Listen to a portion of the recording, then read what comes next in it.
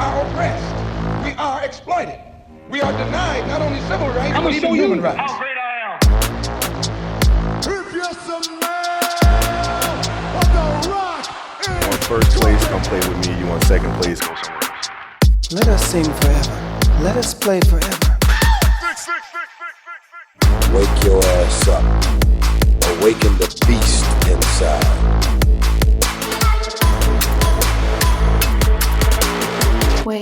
Welcome back to What Are You Saying? The realest podcast in the universe. I was about to say world, universe. I'm Osama. My name is Mohammed. Mohammed. We do have a special guest today for a lot of reasons. Why is that? Yeah, as with every episode, we try to have different guests and different fields to offer the insight about who they are, their story, and their life and upbringing. And today's guest is no matter, no different, just only an exception as always. It's pretty funny how we met, had a conversation with her, and we're very excited to hear about her story as far as who she is. And if anyone wants to know who we have on today, her name is Rachel Chan. She is the executive director of the Keepsticks organization, and she's here today on the platform to talk about her story as well as her role in the organization, and we're very honored and happy to have her. Rachel, thank you for coming on, and please say welcome to the people. Thank you for having me. I'm honored to be on here. Super excited to share this space with you guys. Yes, I am the executive director of Keepsticks, which is a organization that works to support individuals and their families that are in contact with the Canadian criminal justice system, and we'll get into that a little bit later on. But yeah, I'm super blessed to be here. I'm happy. Honestly, going back to what Mohammed said about how we came in contact, I'll give a little bit detail, guys, but I'll still keep it ambiguous. For everybody who knows us, we do a lot of speaking events, and I was looking through Keepsticks organization. It actually captivated me. And I know Mo, now to a lot of people, it's not a shocker. You're in school and you're studying similar things that are around that, and Mo, and you got off, and obviously for you, Mo, you were like, "Yo, I love this. We want to speak." We spoke to Rachel for probably around an hour. We had a great meeting, and hopefully I think around May, you guys will see the collaboration coming in intact. But then we asked them, their team, to come on our podcast to share their beautiful stories. So I guess, Rachel, the first simple question is, tell us about yourself.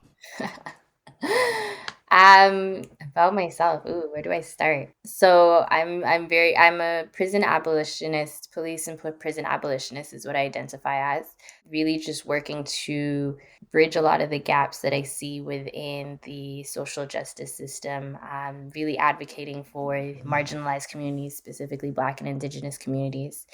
And a lot of that, I guess, stemmed from my own personal experiences growing up as a street-involved youth, and really wanting to make a change based on what I've seen through my own experiences, as well as those that are close to me. And that kind of sparked my interest to be able to use the platform that I've been provided to start conversations, to make change, to support individuals, because a lot of individuals that are going through the justice system don't have the support or the means for that. And then from there, it's just continuously evolved. It's provided me with a lot of opportunities. And yeah, it's been an ongoing process, but it really all just stemmed from my youth and some of the experiences that I've had growing up. How did you grow up? Like, which area did you grow up in? And what was it like? Were you a good student? Were you a bad student? Tell us about your life growing up. So I grew up in Mississauga. And interestingly enough, so I grew up in Mississauga, two-parent households. I'd originally actually gone to private school. And then I left private school and went to public school. I was a very rebellious child and mischievous child. So it got me into some trouble in private school. So I had to move to public school. And I guess during that time, I was really just trying to figure out who I was as a person. But growing up in a Caribbean household, like many other non-Eurocentric households, there's very strict rules when it comes to obviously respect, but also just sort of what your parents say that you do is what you do. There's no negotiation when it comes to that, right? And it's sort of like a do as you're told speak when you're spoken to, and was not that child. So it got me into a lot of trouble, and it was sort of like that ongoing battle with myself and my parents. And I think a lot of people that I've spoken to as well have kind of gone through that as well, especially with immigrant families or immigrant parents who've come in sort of understanding how to navigate through their world versus our world. And I eventually started to go from just being mischievous to getting into more trouble, getting into trouble at school, resulting in me having to switch schools again from one high school to another high school. And then eventually it all accumulated to me leaving home at the age of 16. And so at that point in time, it was sort of, now I was on my own and I was trying to figure everything out on my own, right? And so as a 16-year-old, I did sort of like the couch surfing and staying from friend to friend's house and trying to figure out like, where do I go from here? And I was super prideful, so I wasn't going home. I wasn't going back home. Like I was going to figure this out on myself, on my own. Like, who are you to tell me otherwise? I was very stubborn. And yeah, that sort of resulted in me having a lot of various life experiences, living with a lot of different individuals and different people. And I often say humanize the hood. And the reason why I say that is because during that time, the individuals that took me in, the individuals that cared for me, were individuals that were in the hood. And they were caring for me in the best way they knew how to, in the means that they knew how to. And it may not have necessarily always been the most politically correct way, but it was me understanding sort of their world or navigating through that. And so I grew up seeing a lot of things and really just living in a understanding, really taking in and understanding a different mindset. And that's sort of how things navigated. So as a street involved youth, I was involved in quite a few different things growing up, many of which I probably won't say online. But I went down a certain path. And I remember being told quite often by both teachers, police officers, that it was like, you're either going to end up in jail or something else is going to happen to you. Like you're kind of just going to be like just another status quo. And I was super determined not to. So it was almost like I had a very strong academic background, but then I also had and I was developing a strong street background as well. And it was me kind of putting the two together, in terms of like, I was still kind of doing my thing in the street and hustling because that's what I had to do. I was a kid. I didn't really have very many options, right? And it was a struggle for me to sort of like get my IDs to be able to get a job. And like, that wasn't the focus in terms of you're trying to be in school and you're trying to make money. And it just, there's struggles being a student, right? Nonetheless, a student that essentially was homeless, kind of living from place to place, staying certain places for a couple months, here for a year, then kind of just hopping from place to place. So I did what I had to do, but I still was very determined that I was going to finish school. I was going to go to college. I was going to do something different. And because I was in this world, I was also becoming accustomed to seeing a lot of people that I was very close to being arrested and going to jail and being in and out of the system. And I saw a lot of death around me. I saw a lot of pain around me. There's a time where it was like we were going to funerals like every couple months. And a lot of it was related back to either gang violence or something street related. And it was me kind of saying like, I've got to figure something out. And I think a part of that was me understanding that many of my friends were kind of born into this life and they didn't have the opportunities that I had. And a lot of them dropped out of school super early, grade 9, grade 10, because they had to take care of their families and they had to do what they had to do so. Whereas I was still able to graduate and I still sort of had this background where it was like, hey, I needed to find a way to change. Like, I guess I've always just been an empathetic person that wanted to help. So it was like, well, if we could get out the hood and go to school and try to do something different and have like a different story to tell and have people understand why we're doing what we're doing, then like maybe they'll understand more. And that's sort of just how things evolved. I went to college as a paralegal, and I worked mainly with individuals that were either on Ontario Works or ODSP, or landlord and tenant issues, because again, I've always been drawn to marginalized communities because now that's sort of where I grew up, and those were the ones that helped me out. And the aunties and the moms that were in the neighborhood were all individuals who were on Ontario Works or who were on disability. And I saw their struggles, and I saw when they were denied their benefits, or they weren't getting their checks and they were struggling to kind of feed their families. And then it was, again, the guys that were in the hood that are supposed to be like the gangsters that were the ones that were coming and dropping them food or dropping them change. And like, it was sort of like that, like, clearly we're doing something good here, but nobody sees that. They only see the negative, right? And who am I, or who is anyone else to determine what is negative compared to something else? In the aspect of, especially when you start to look at like the politically correct way of things in terms of someone providing for their families or providing, and like speaking to all of my friends, and really everybody had these dreams and aspirations where it was like, I'm trying to make enough money to buy my mom a house, or I'm trying to make enough money to like get us out of this neighborhood. It was never like, I'm trying to make money to like stunt, right? There was always a goal behind it. So it was sort of me saying, okay, how do I now navigate that? And that's sort of how everything just started to evolve in terms of me now trying to find a way to sort of help in the way that I could, right? And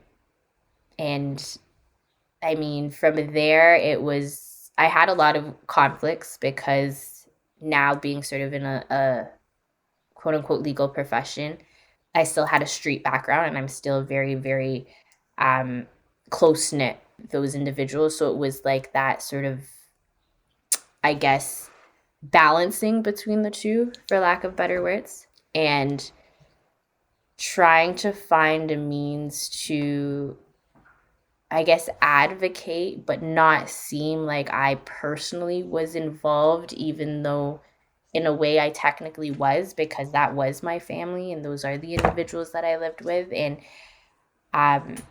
that took a lot for me to really understand my truth and be able to fully step into that, to no longer hide that, because for a long time I kind of hid that other side of me. And so once I started working with Keep Six, and it was like, no, we were advocating for these individuals, and we were open to speaking about our truths, and we're open to speaking about our experiences, and being able to relate to other individuals that are in similar circumstances. That's when I was like, this is perfect for me, because now it allows me to speak without being judged, without someone looking at me a certain way, right? And yeah, that's just kind of how things evolved. That was the greatest intro in Ways history. It was super long. And I feel like I'm still talking. So funny. The greatest intro. Also, what a beautiful answer. Like the way you broke down everything. I was just like I was waiting. I'm like, you could have spoken for the rest of the 40 minutes, and I would have been fine with it. One thing I definitely want to ask you is the fact that you talked about humanizing the hood, and like we always know when it comes to the hood, the ghetto, these ideas and these connotations is always under a negative light. And when you say humanize the hood, you're literally talking about individuals that have a heart, that actually want to do good. And you talked about that. When that time, when you're going to funerals every 6 months, they always say people who are in that lifestyle, or this hustling, drugs, gang violence, or anything, those who are really in it, they don't really see themselves living past the age of 21, 22, 23, 24, 25. Obviously, at the same time, you had a vision. You just didn't know how you're going to get out of it as far as directions. During that time, when you're in it, did your peers, your colleagues, did they ever see themselves living past the age of 18 or 21? Um, so it was a conversation we had often, because we had, like, the first person that I lost myself. Sorry if you hear my dog in the background. But the first person that I lost that was very close to me was, I think we were 14, 15. And it was, in that circumstance, it was an argument between two friends. We were all a group of friends, and two of our friends had an argument, a disagreement. That first item, I think it started on MSN, if I could remember correctly. But it started on some sort of social media platform, and one of them brought a gun. And that was sort of the first time that I experienced something like that. And it was like after that first experience, then everything just unraveled after that. And then it was individuals, again, we were like 15, 16, individuals getting stabbed, getting shot. And then it was, a lot of the guys were going in and out of jail. And I remember a lot of, like, my friends were in and out of juvie from like 14. And so it was sort of like that idea, like, no one really thought, like, past like 25, 30, and even like up to recently, conversations that I've had with people that I've known, where it's like they've spent their entire 20s in jail. They've spent, right? And it's like they didn't expect to still be alive at the age they're at now. And it's really sad to see that, but it's also the fact that, like, we were conditioned that way, right? Like, it was almost like an expectation. So it's like, if you were able to live past this, you were able to get past this, it was like, it's something to celebrate. And, like, it's not that, there's no expectation that you're supposed to live past 25 or what have you, right? Or that you're supposed to be 25 and still not have an encounter in jail or go through the system. And it was like one of those things where you'd hear about somebody and it's like, he's never been inside. And it was like, what? Like, really? Like, it was, and it's almost with other people that I know and other friends that I have, it's like the one individual that they do hear it's been inside, it's like, oh my God, like, you've been to jail. Whereas for us, it was like, you haven't been? Like, that's not normal. That's something, And it's so sad that we're conditioned that way.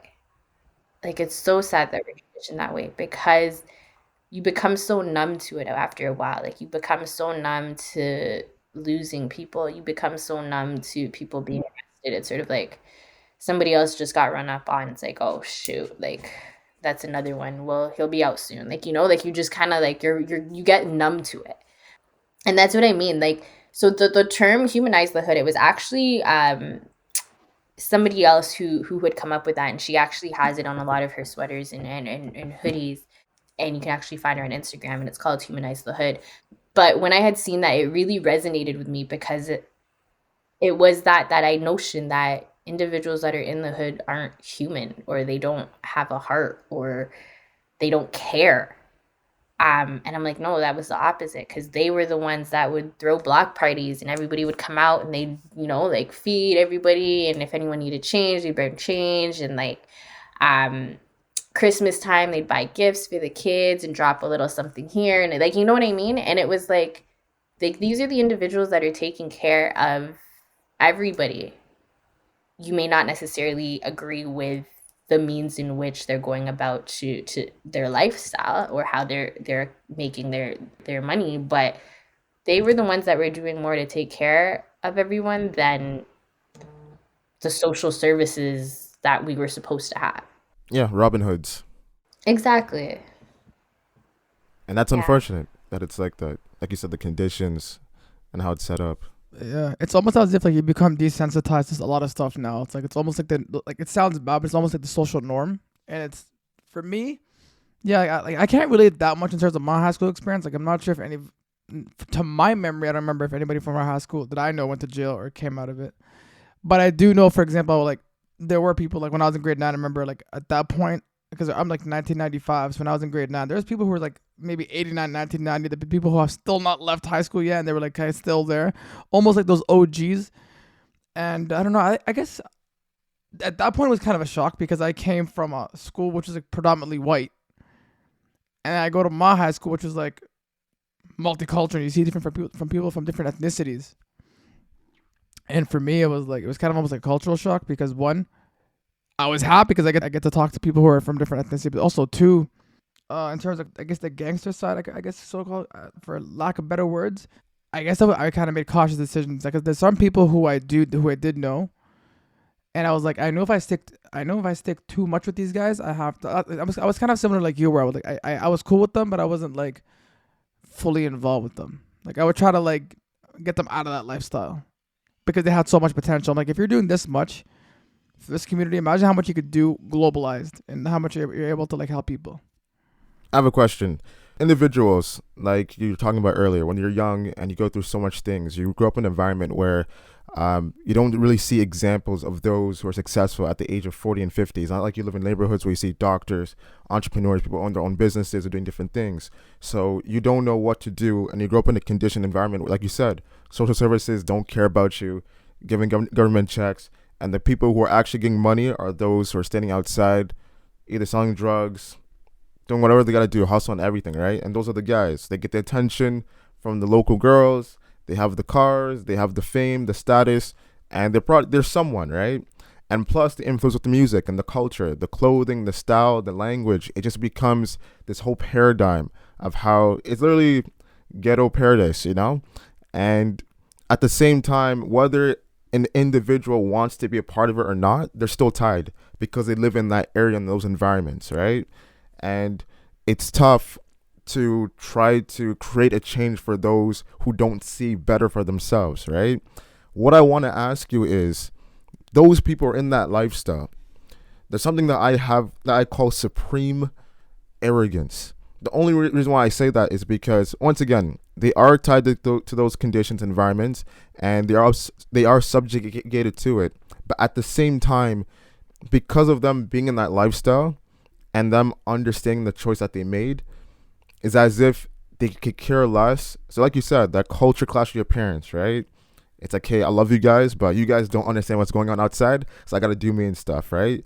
And you might get kicked out of the house. You might not go back. I want to understand, why do you think the youths growing up in these areas, people might deem it as like, you guys are supremely arrogant, ignorant, you guys don't care, you're super hard-headed and stubborn.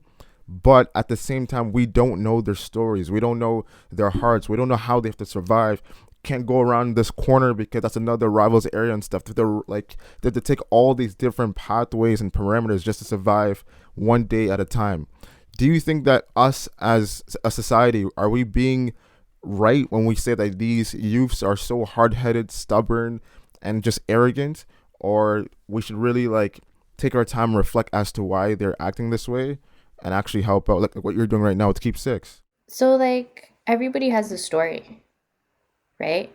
And you never know what anybody's going through at any given time.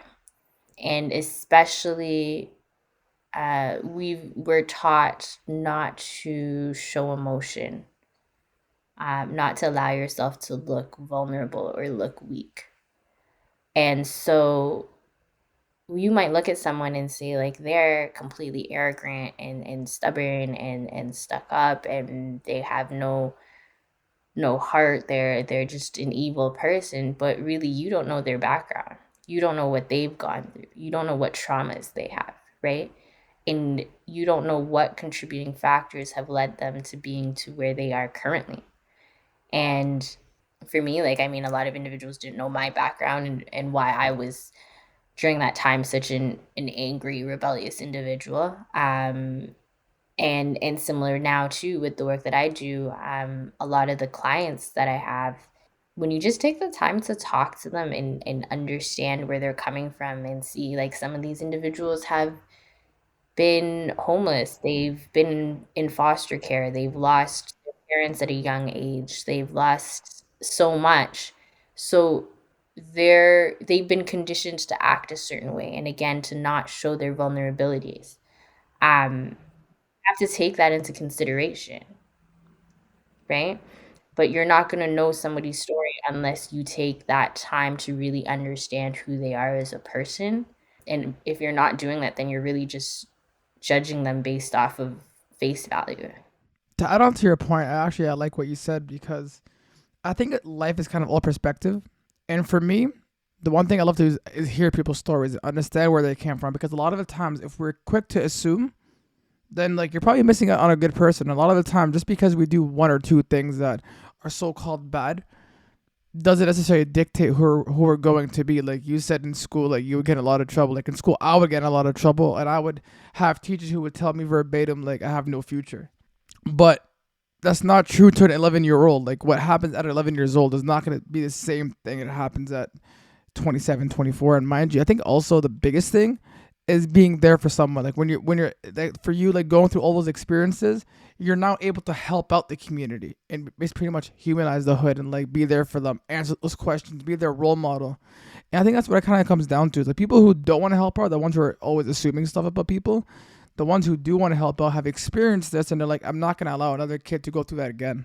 It really comes down to the experience. Like once you've gone through certain things, you want to ensure that nobody else goes through what you've gone through or has to go through the similar traumas that you've gone through, right? So now it's sort of your pathway to find a way to sort of break that path. The one thing I wanted to ask was, you talked about earlier about pain and what comes with it. I want to step away from the youth's perspective, and I want to talk about the parents' perspective, because like you said, whether it's Caribbean culture, African culture, like parents are very strict in their upbringing, and like we don't express emotions. It's like, do as I say or else suffer the consequences and stuff, right? And as we grow up, especially in our areas and where we're from, there's always a culture clash, because number one, they don't grow up how we grew up, and they expect us to be civilized like how they grew up back home. And it's just like, it's two different generations and also two different times as far as speech and communications. And especially when like an individual is going through things and they decide to rebel, it makes your parents more irritant, especially if they're immigrants, because it's like, yo, I did not swim all the way to this country for you to be acting like a fool and stuff, right? But that happens all the time. And usually, instead of having like conversations and dialogue to really figure out the roots, it always ends up in just getting kicked out, terrible arguments, and like you said, couch surfing. And that happens all the time in different neighborhoods across the GTA, the US, and everything, right? It's like this recurring pattern. The pain that parents go through, you must have had conversations with these parents about their kids either losing their lives or leaving home and deciding to come back or not. How do you tell parents to, number one, be patient, number two, to have dialogue and try to figure out what's going on with their child, and number three, how it might not be out of arrogance or just ignorance, it might be mental health and something more deeper? Like, are you having these conversations with these parents? Like, are you telling them that the pain that your kids are going through is not just some face value, just wanting to be tough and stuff? Like, these guys are really trying to figure out who they are, so you have to help them with that process instead of trying to be like everyone else and just put them to shame. How is it for you trying to figure out this process with parents? So, I mean, first off, parents have to be open and receptive to hearing it, right? And like you said, especially for immigrant families, they're very closed off when it comes to that. So first, you've got to be open to it, because otherwise it's, no, my child's just disrespectful. My child's just bad, right? And then from there, once you're able to have them be open to it, because the other thing that you mentioned was mental health. And that's something that mental health doesn't really exist in our families. Like, that's what's mental health, what's talking to a therapist, what's counseling. And so first, and thankfully now that there's been so many conversations with relations to mental health and therapy over the years, now I'm finding that families are more receptive to it, or at least open to the idea.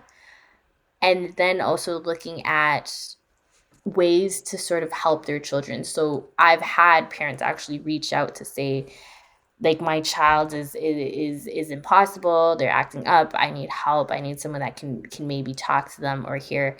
And I think that's a very big step, to being able to at least step up and say, I need help, right? But it first has to be parents being receptive to it, because if they're not open and receptive to that idea, then you're literally just talking to a wall, for lack of better words, right? And so once they see that, okay, this child is really going through something. And sometimes kids go through things and they don't tell their parents. Like, they don't know what happened at school, or they don't know. So there's so much that's going on in a kid's life that they don't necessarily always bring home or tell. They internalize it. And so they're taking the opportunity to really provide a safe space for them. And I think that's very important, to provide that safe space, as opposed to them thinking like, oh, I'm going to get in trouble if I bring this up or whatnot. Then that allows them to kind of speak. Then that allows you to have more of an understanding of what they're going through. And again, like for me, I'm not a parent to teenage kids or middle school kids who are going through these things, but even with those that I lived with, who in a way I raised to a degree, I saw that firsthand, right? As well as my own experience. And it really just needed, we needed a safe space to be able to communicate. We never had that. To go back to what you said about sometimes kids don't go to their parents and say stuff, which is really true, because I think even people from I can only speak about immigrant families. I'm not going to speak about like Caucasians, but my immigrant friends, including myself, sometimes it's because there's a stigma on going to your parents sometimes, in terms of like certain situations, like, oh, be a man or be this, or it's almost as if as you guys mentioned, like mental health amongst immigrant families is laughed at. Unfortunately, it's not taken as serious as it is here within Canada or the United States. And I believe what really captivated me, I guess what captivated me about Keepsakes or your organization, is the fact that you're giving back to the community. And you're helping, you're hearing the stories out. Because hearing the stories out, eventually, like that kid, it's probably one conversation that's going to help him or her with their problems. Like a lot of these kids want to be listened to. They don't care to, for you to ask questions, but they just want to be listened to. And it makes it a lot harder now with social media. Because sometimes, as you said, like kids come back home and they hear, or like high school specifically, like they hear certain stuff and they get bothered, and they have to pretend at home like everything is okay, but really in reality it's not. One thing I wanted to ask you, Rachel, it's like we talked about, every situation is different. Every kid goes through different processes as far as how they internalize, analyze, and really choose how to live their lives. And hearing your story over the past 30 minutes, I wonder, because obviously you with Keepsakes are going out in the community, talking to parents, talking to kids, trying to change their lives, and you see yourself and also you see your friend's life in these kids. It's the same pattern, just different faces, right? And obviously you built up skills, you built up different techniques on how to convey this message to obviously change their lives. And sometimes kids listen, they follow, and sometimes kids don't, and they end up unfortunately losing their lives, or end up just going down a bad pathway. I wonder now, in hindsight, if you had the chance to go back in time and talk to yourself when you're going through it, when you left your house at 16, couch surfing, I wonder, tell me if this is true or not, I wonder if the one thing you want to hear that you didn't hear the whole time was that you were loved, or that someone cared about you, and that they just want to understand you. I wonder if that's something you're telling kids now, and that's what you want to hear back then, but you didn't have the chance. Would that be the case? Yeah, I would say that to a degree, because it was sort of, again, not having that safe space, right? So with not having that safe space, it was also like my feelings didn't matter. Or you're not, like, I'm not being heard. So it wasn't necessarily I'm not loved, because I knew that, but it was more so I'm not being heard. My feelings don't matter. What I have to say doesn't matter. And so I guess it was like deep down inside, I knew I was loved, but it wasn't the way I needed it. No, that's true. And because especially like you said, in urban areas, and especially like different cultures, our parents don't say I love you, right?